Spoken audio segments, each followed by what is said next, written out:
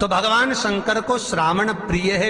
एक कारण कहा कि मंथन में जो विष निकला उस विष का पान किया और भगवान देवताओं ने मिलकर भगवान शंकर का जलाभिषेक किया।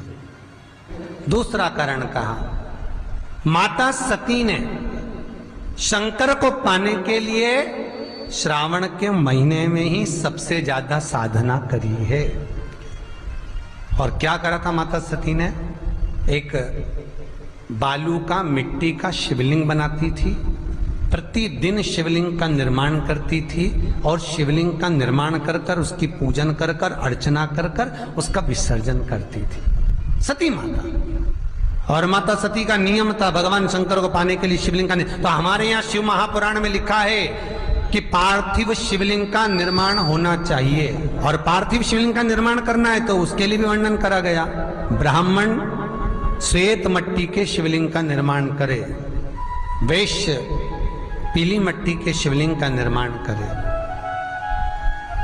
क्षत्रिय लाल मट्टी के शिवलिंग का निर्माण करे और शूद्र काली मट्टी के शिवलिंग का निर्माण करे। कितना बड़ा शिवलिंग बनाना चाहिए? अगर हम पार्थिव शिवलिंग का निर्माण कर रहे हैं या हमारे घर में हम कोई मूर्ति रख रहे हैं या हमारे घर में हम कोई मूर्ति को विराजमान कर रहे हैं, तो उस मूर्ति का भाव कितना बड़ा होना चाहिए? तो कहा, जमीन पर अपने हस्त कमल को रखकर अंगूठे को ऊंचा कर कर देख लो, बस इतनी बड़ी मूर्ति घर के अंदर होना चाहिए। चाहे वो लड्डू गोपाल की हो, चाहे वो दुर्गा भवानी की हो, चाहे वो राम जी की हो, शंकर जी की हो, कृष्ण की हो, जिसकी रखना हो, बस इतनी बड़ी मूर्ति घर के अंदर होना चाहिए। क्यों?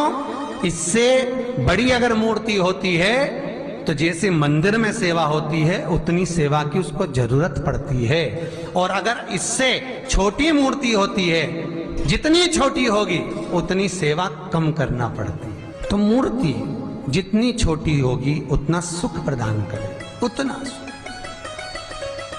उतना आनंद देगी।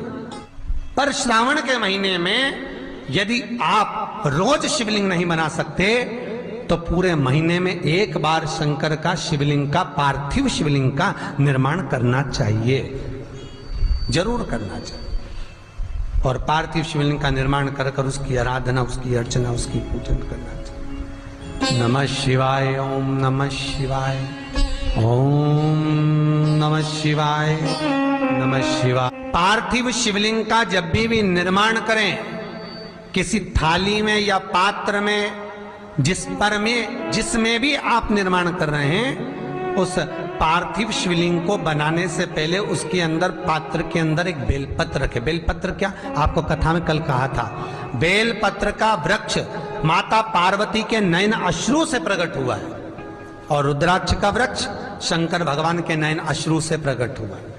तो बेलपत्र रखकर फिर उसके ऊपर शिवलिंग का निर्माण करें, फिर उसके ऊपर शिवलिंग, उसका लाभ आनंदित होगा, उसका सुख आनंदित होगा, वो आनंद फल देने वाला होगा। कई लोग सीधे थाली में शिवलिंग बना देते हैं। माता पार्वती के हस्त कमल पर शिवलिंग का निर्माण है महाराज, हस्त कमल सुख देने के लिए। तो भगवान शंकर के शिवलिंग का निर्माण करें। माता सती ने भी किया। यही श्रावण के महीने में माता सती शंकर भगवान के शिवलिंग का निर्माण करती है, पूजन करती है, अर्चना करती है। फिर शाम के समय उस शिवलिंग को मस्तक पर स्पर्श कर कर जलाशय में, कुंड में, जल में, बावड़ी में, कुएं में, तालाब में उसका विसर्जन करती है मां। दूसरा कारण कहा, सती शंकर को इसी श्रावण में रिझाई थी, इसलिए शंकर को श्रावण अति प्रिय है। कि पहले आती है नवमी, फिर आवेगी एकादशी, देवसोनी। तो भंडारिया नवमी का मतलब क्या होता है?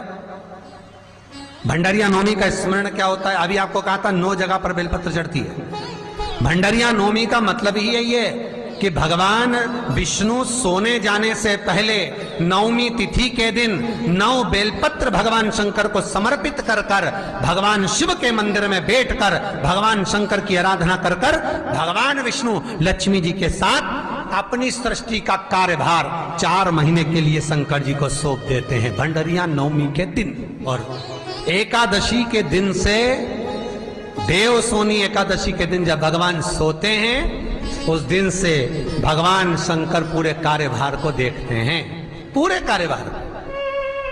जब कार्यभार सौंपा गया, भगवान शंकर सृष्टि का संचालन करने लगे, तब ब्रह्मा और विष्णु ने आकर शंकर जी की आराधना यही श्रावण के महीने में करी थी कि आपने पूरा कार्य अच्छे से संभाला, इसलिए शंकर को श्रावण अति प्रिय है। यह तीसरा कारण है शंकर को श्रावण प्रियता का। अब शिव महापुराण की कथा करिए कि शंकर को श्रावण प्रिय चौथा कारण वर्णन करा कि ये कारण भगवान शंकर की आराधना माता पार्वती ने बाल्यपन से करी, खूब करी, खूब दिल से करी। भगवान शंकर